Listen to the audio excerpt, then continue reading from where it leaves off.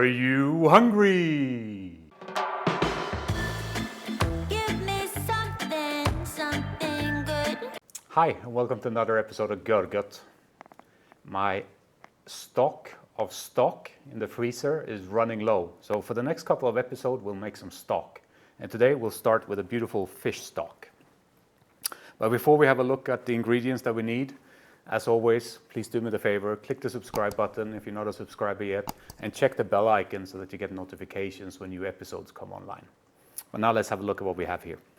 The star of the stock, turbot. I think it is probably the nicest fish to make stock of.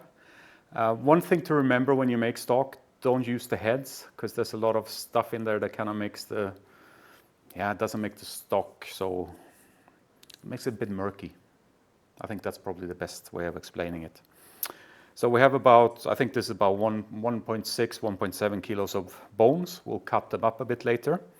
We have 3 carrots, 2 celery sticks, 3 onions, 3 bay leaves, some thyme, and some peppercorns. And that's basically all we need. But we'll start taking care of the fish. Obviously, as you can see, these are kind of the whole fish, missing the head where the fillets have been on both sides. So we'll just take them and cut them into smaller pieces. I'm using a chicken scissor. There we are. Now put them in the oven, about half an hour until they start browning. But we'll see how long it takes, but it should take half an hour.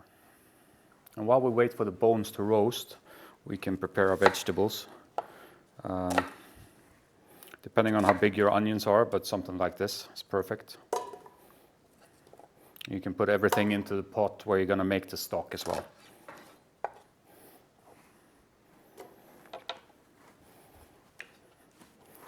For the celeriac, about the same kind of size of pieces as the onions.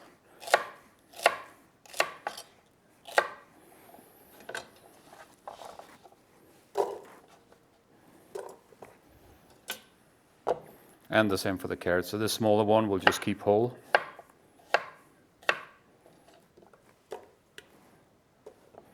This thicker one will split in half. So that's all our vegetables. Now for our aromatics, we just put them in as well. The bay leaves, the peppercorns, and the thyme. Now we just need to wait for the fish to finish. It's been about half an hour.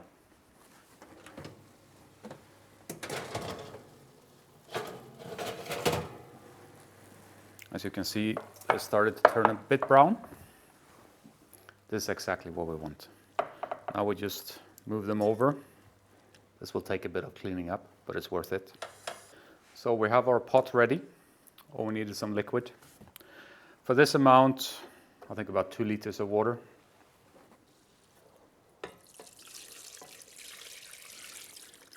That's 1. And 2.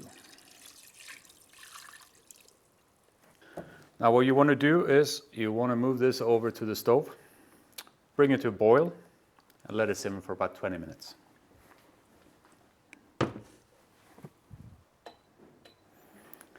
I'm not going to film this from a different angle. It's not because I'm lazy, it's just that it's not that interesting. It's just kind of fish bones and stuff boiling in water. So we'll cut to once it's simmered for 20 minutes. So our stock has been simmering away for 20 minutes. It's time to take it off. You can see what it looks like here. Now we need to let it stand for about 30 minutes, just to rest, to soak in or soak up all of the nice flavor that's in there. And after that half an hour, I'll show you what we'll do. But before we do that, if you enjoyed the video so far, do me the favor, hit the thumbs up button. That really helps the algorithm, the YouTube algorithm, find my videos. But let's cut to in half an hour. So our beautiful stock has been resting for half an hour to soak up all those wonderful flavors. And I'll start now by kind of lifting out as much of the solids as I can. The main reason for doing it this way is to not kind of fill up the sieve. But that should be enough for what we need. So we got a clean pot, and I will just strain it into here.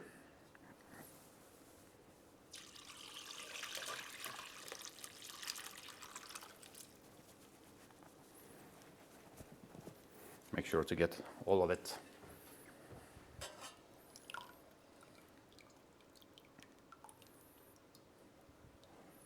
And this now goes back on the stove, and we can boil it quite hard now. We want to reduce it, I would say, by 1/4.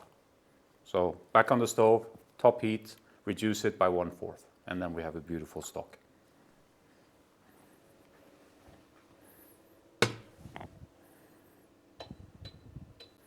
And just go at the highest. It will take, I don't know, 20 minutes to half an hour. But let's see once it's done. So our fish stock has reduced by about 1/4. And for the last step, another sieve. And we have a sieving cloth. And we just pour it through that.